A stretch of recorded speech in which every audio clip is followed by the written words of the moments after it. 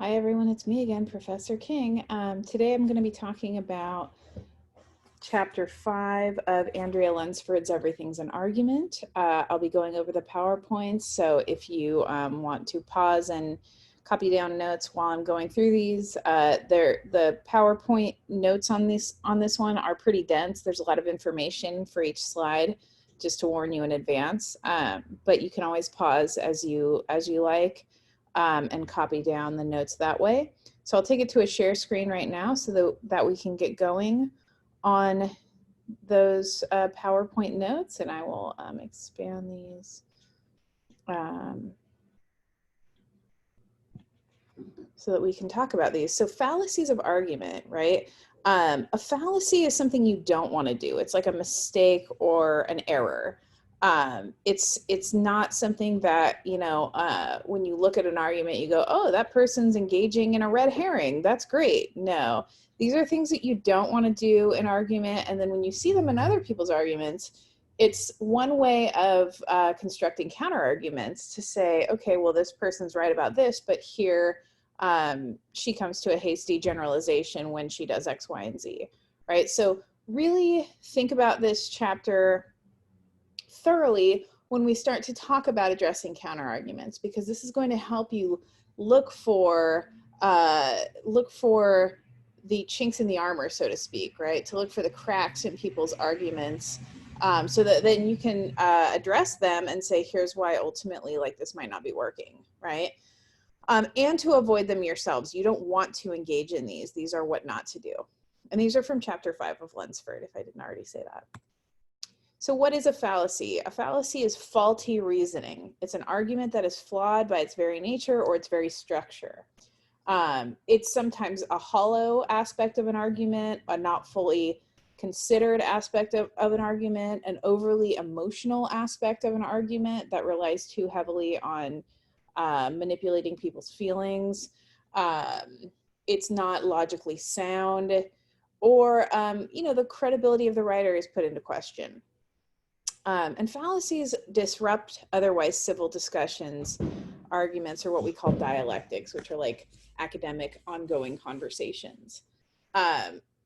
Because when we're arguing, right, especially when we're talking about politics, it's really hard sometimes for us to come to any sort of consensus about anything.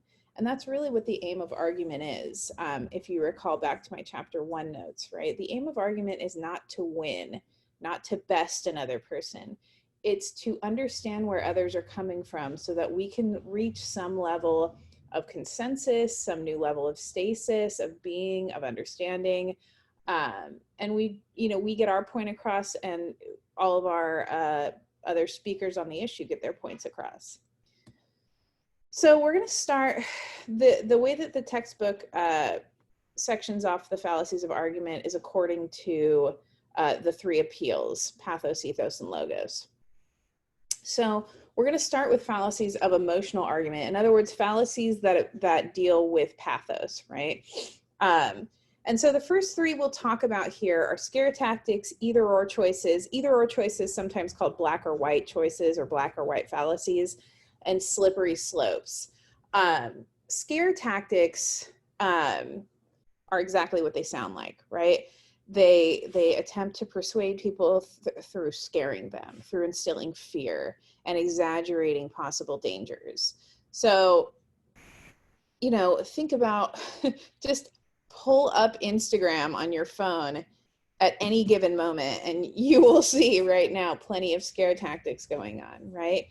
And the ultimate goal of scare tactics, excuse me, my throat's getting a little dry. The ultimate goal of scare tactics are to kind of freeze people, right? And that's what a lot of us are experiencing right now, is like that feeling of being paralyzed or frozen or unable to do anything, because we're just so overwhelmed by all of the freaky information that seems to be adding to our lives every day, right? And we can't let that happen, because if we don't do things, then we don't do anything to change the current situation, and it stays the way it is. The next is either-or choices, or sometimes you'll see this called a black or white fallacy. These reduce complex and complicated issues to just two options in which one option is the obviously preferred one. These are more common than you can possibly ever realize. And here's why. Especially when we get to Homo categoricus, the reading by Banaji and Greenwald, our minds don't like chaos. Our minds don't like gray area. Our minds like to create patterns. Our minds like to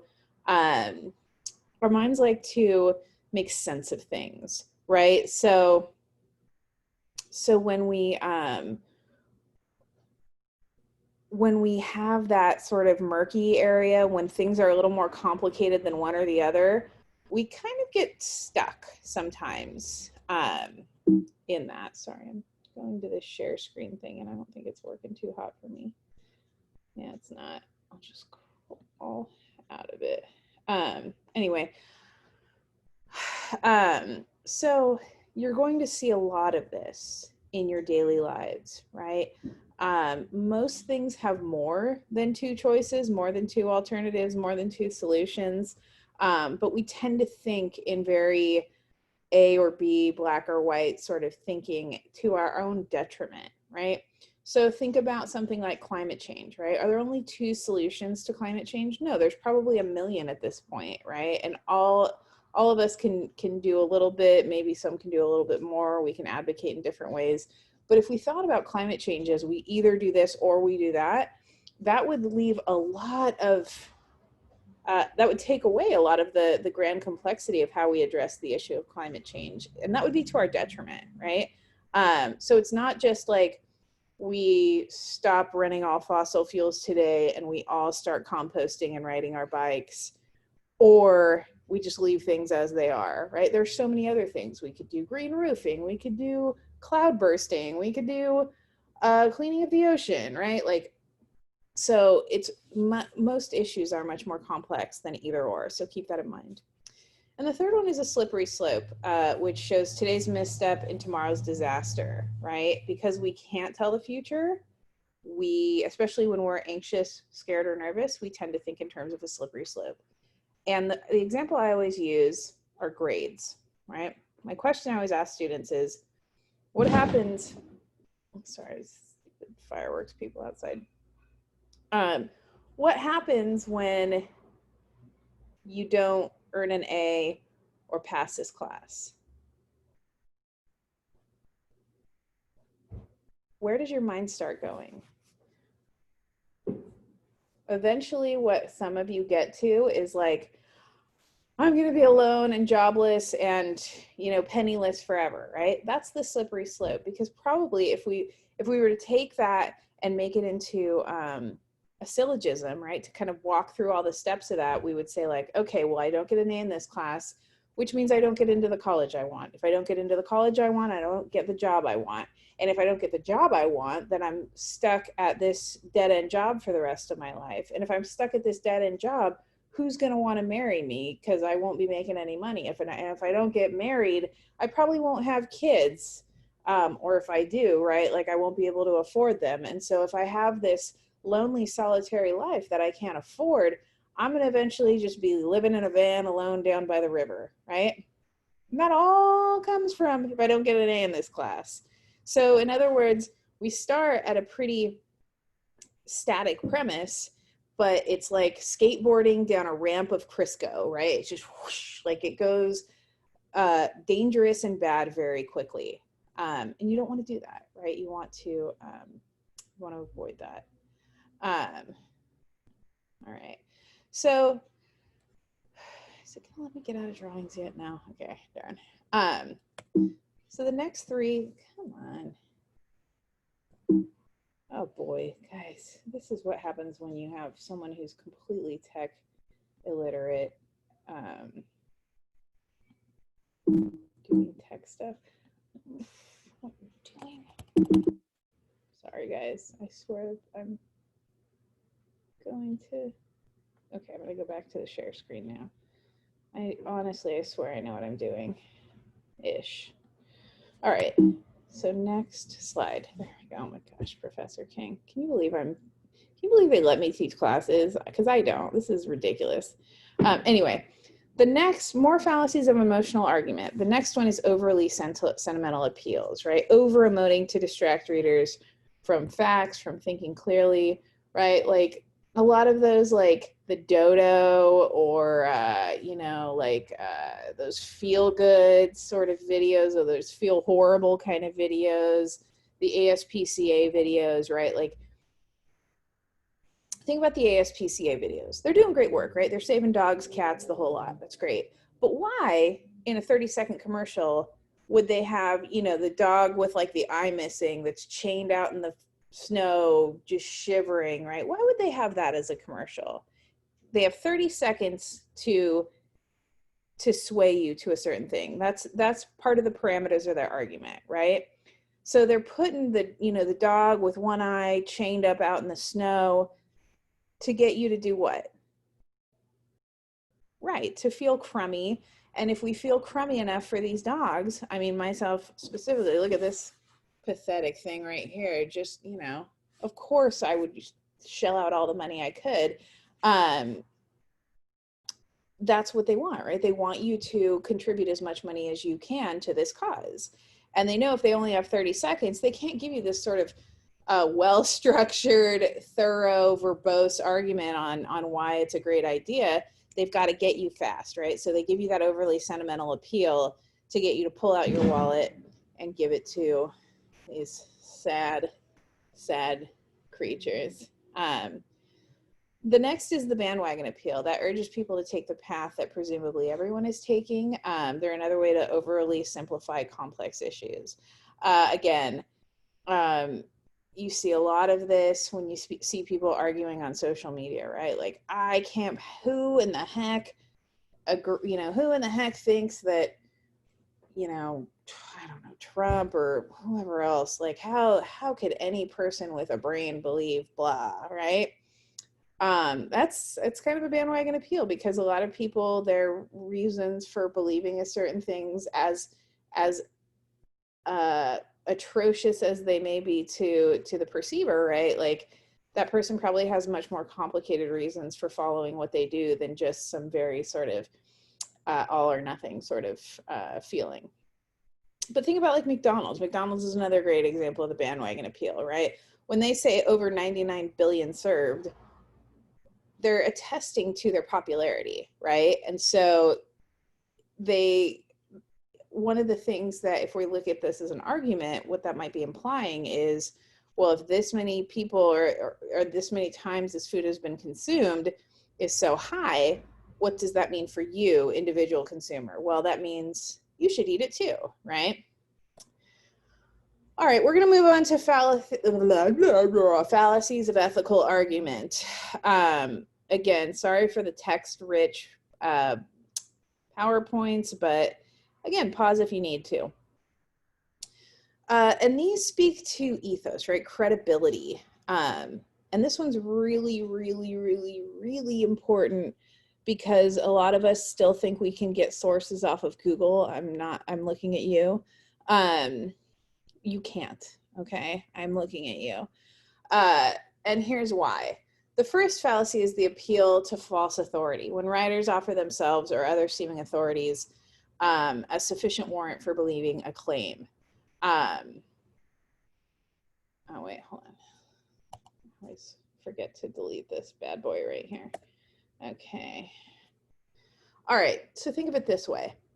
How many articles have you read where then you actually did research on the writer and found out, okay, this person has credibility to speak on this topic, or no, this person writing this Yahoo article does not? That is what a lot of Google sources are banking on, that you are not, you don't know if it's a false authority, right? Because you just read this article, you assume that because it's published in this online publication that it's going to be reputable, when a lot of times it's not, and you go from there. The problem is, right, any number of people can get published on the internet for any number of things, and a lot of things on the internet are just trying to get hits, right? They're just trying to get hits, visits to their site, money, right? And so they will have people who may be experts in one field writing about something totally different. Or they may be, you know, churning out all kinds of writing that isn't necessarily that great. So you want to know where the information's coming from, right? The next one is dogmatism, right? Assuming or asserting that a particular position is the only right one. Oh my gosh, this is the eye roll of of fallacies, right? Like, and so many of us do this. We become cheerleaders for the cause, or you know, cult members for the cause, and when we get so wedded to a belief or an idea, we fail to see the things, the flimsy aspects of it, you know, the things that are wrong with it. And what our next move is after that is not allowing other people to have room to speak, because we're so married to this thing. And it's incredibly dangerous, right? Like, think of all of the times in science or discovery or exploration where people have been wrong. And if we kept dogmatically sort of holding to certain principles, I don't know, like the earth is flat, or that, you know, colonizing people are superior to anyone else, like how dangerous those ideas are, right? And how detrimental they are. So we really have to get out of dogmatic ways of thinking by being objective and being skeptical first and foremost of the things which we believe, right? We know we're going to be skeptical about the things that we don't agree with, but we also have to be skeptical thinkers about our own interests, right? Ad hominem arguments, it's Latin for the man or at the man, depending on how you know, interpret. But it's distracting the audience by attacking a person's background, character, or credibility instead of the claims.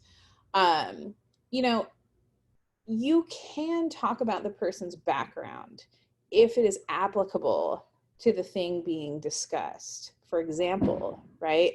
If you go to a Google article and the person who wrote your article on motorcycle safety has never rode a motorcycle a day in their lives and just Googled all the information themselves, you might then say, well, you have no in the field experience of this, so why would I believe you, right? In that case, you're not attacking the person, you're attacking the credibility of the subject matter, right?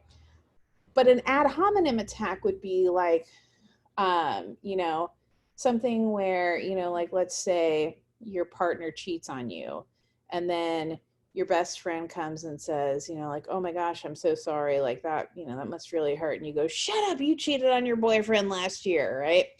That's more of an ad hominem attack, because it takes away the focus from what's going on in the moment, right? The next is stacking the deck. This kind of goes hand in hand with dogmatism, right? People who are dogmatic tend only to look at their side and then to really either ignore or mock any other viewpoints, right? People who argue in favor of their dogmatic beliefs, because they refuse to look at other sides, they only look at, you know, the side that they believe, and it becomes very one-sided, right? So it's not good. You have to be objective. You have to be skeptical first and foremost of those things you hold dearly to, so that you can appreciate them more, even if they're flawed. Next, we're going to go to fallacies of logical arguments, of logos, right? They're tricky because they often seem reasonable, but especially, again, if they speak to what we want to hear or our interests, but we have to be very wary of them, right? The first one is a hasty generalization. It's an inference drawn from insufficient evidence, which often leads to stereotyping based on observing a minority. Okay, so in other words, like, I've seen, you know, one woman cry in public. So now I'm going to assume that all women are, you know, overly emotional and irrational in their approach to anything, right? The next one is faulty causality. So in other words, to avoid hasty generalization, you need to do a lot of research. That takes time, that takes knowledge, that takes work and trial and error and doing all these other things, making sure that the information you're getting is valid so that we don't just jump to these kinds of conclusions, right? The next one is faulty causality.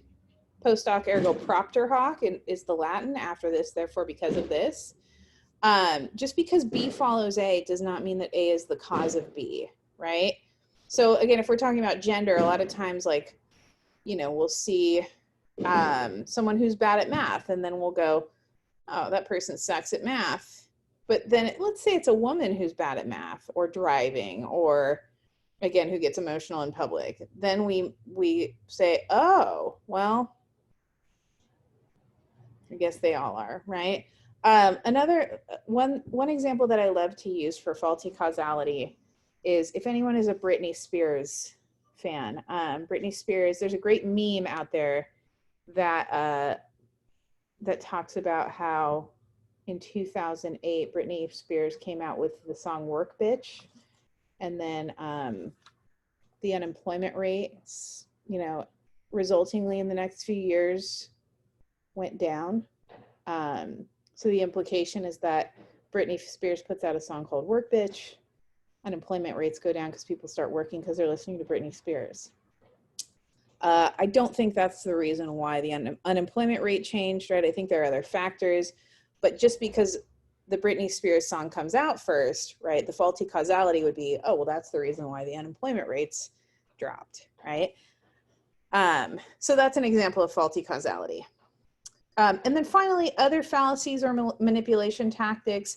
These aren't in the book, and these are relatively new terms, but they're important to know because, again, they're things that we should be wary of when we're observing other people's arguments, so that we go, right? Like, I know what you're doing, and that's not helping your argument, and here's why, right? So the first one, I'm sure we've heard this term, is gaslighting. It comes from an old movie in which a guy is just trying to drive his wife insane. So he screws with the lights in their house, I believe. And so she thinks like the lights are turning on and they're on. Anyway, gaslighting is manipulating an opponent, usually someone who possesses less power or privilege, into questioning their own reality, their own sanity, their own knowledge, or their own lived experience. Okay. So you know, if I come to an adult authority figure and I say, you know, I was sexually abused by this other authority figure, and the adult that I come to says, no, that couldn't have happened. That person is a nice person. You must have misread the situation. That's an example of gaslighting, right?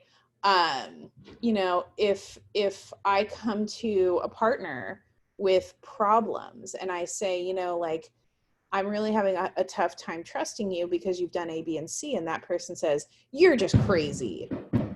That's an example of gaslighting, right? It's trying to deflect. It's trying to change the direction of the conversation. It's trying to attack this, you know, the person, the opponent. It's doing any number of logical fallacies, and it does not further a solid argument. Another one is called Darvo. This is a tactic that is discussed in psychology texts. So anyone who's a psych major, you might be interested in this. Darvo is shorthand for deny, attack, and reverse victim and offender. It's a tactic employed by manipulators to avoid taking accountability for their actions. Okay, so like if we look at, I don't know if you all remember the Brock Turner case from a few years ago where he horrifically sexually assaulted a co-ed on campus and was only caught because of some I think it was skaters that saw him and were just, you know, there to help this poor woman. When he ended up having to go to court, his lawyer had all number of Darvo tactics at the ready, right? He said things like, what's going to happen to this guy's aquatics career, and what about the rest of his life, and we should feel so bad, he's been, you know, put on the media chopping block of public scrutiny.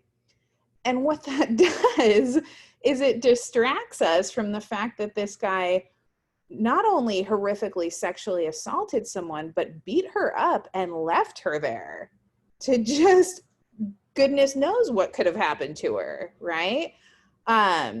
In other words, Brock Turner was the perpetrator in this case, but this attempt on the part of his lawyer to deny attack and then reverse victim and offender, right? This woman who was brutally attacked is now the one who's going to ruin this guy's life, which is completely ridiculous, right? But very common. And unfortunately, right, people like Brock Turner, they benefit from these sorts of logical fallacies, because this guy did not get a lot of time in prison. He is out walking the streets now, you know, and his, you know, the survivor of his sexual assault is going to have to live with that painful memory for the rest of her life. So, so there's that.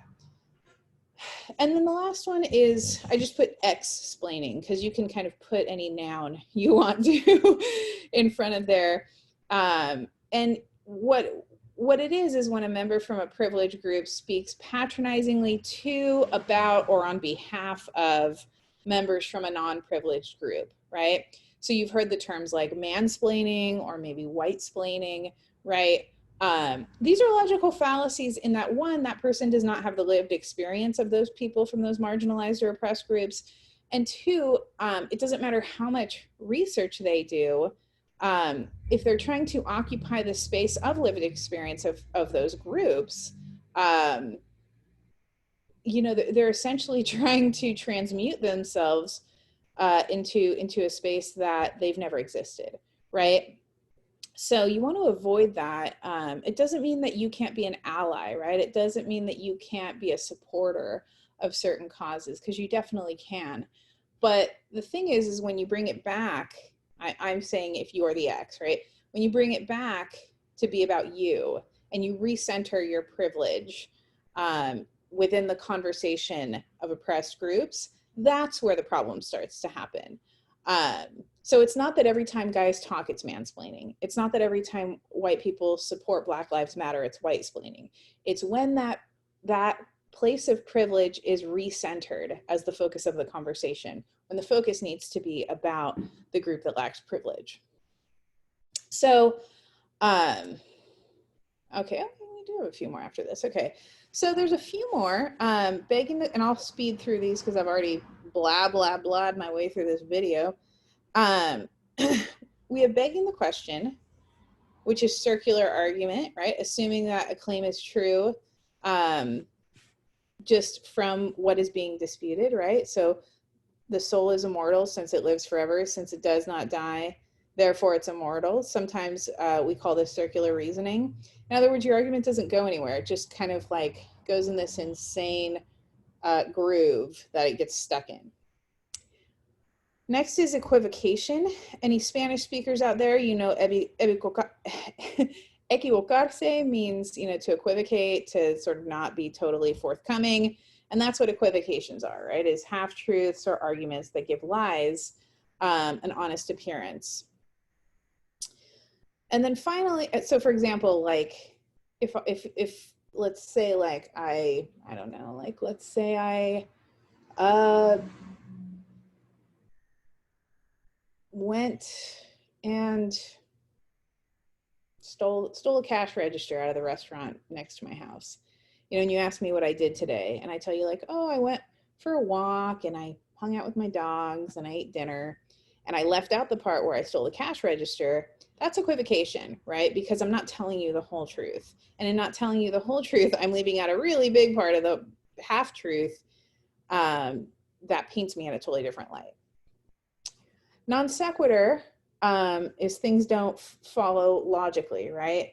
A lot of times when we do enthymeme and we're not fully explaining our line of thinking, a non sequitur happens. So when you're writing, it may make perfect sense to you as the writer, like, oh, it's raining outside. Looks like I'm going to be late to getting home. That may make sense to you, but you as the writer need to explain that to your audience. Otherwise, it comes off as a non sequitur. And then finally, we have the straw man, the red herring, and the faulty analogy. A straw man is an argument that isn't actually there. It's a much weaker or extreme argument than the opponent is actually making. Think of it as a straw man being easy to knock down, right? So, like when, for example, when Colin Kaepernick, you know, when would kneel at the national anthem, and then that got interpreted as, oh, well, he must, you know, he must hate the troops. That was not, you know, that is a straw man in that that's, first of all, that's not why he was kneeling, right? Second of all, it's a very extreme leap to make to say that this guy is kneeling at the national anthem because he hates the troops, when in actuality he had explained over and over again that that wasn't the case, and that it was actually to protest police brutality, right? But by doing that, by saying this major public figure hates the troops, this huge branch of, you know, think of the millions of people that are employed by the military and the military industrial complex, that would be offended by that, right? So it's a way of distracting the audience to believing something. And then if we say, oh, Colin Kaepernick hates the troops, well, then of course, right, that just is like it's easy to then not listen to why he's doing what he's doing. Next is a red herring. A red herring changes the subject to throw readers off the trail, right?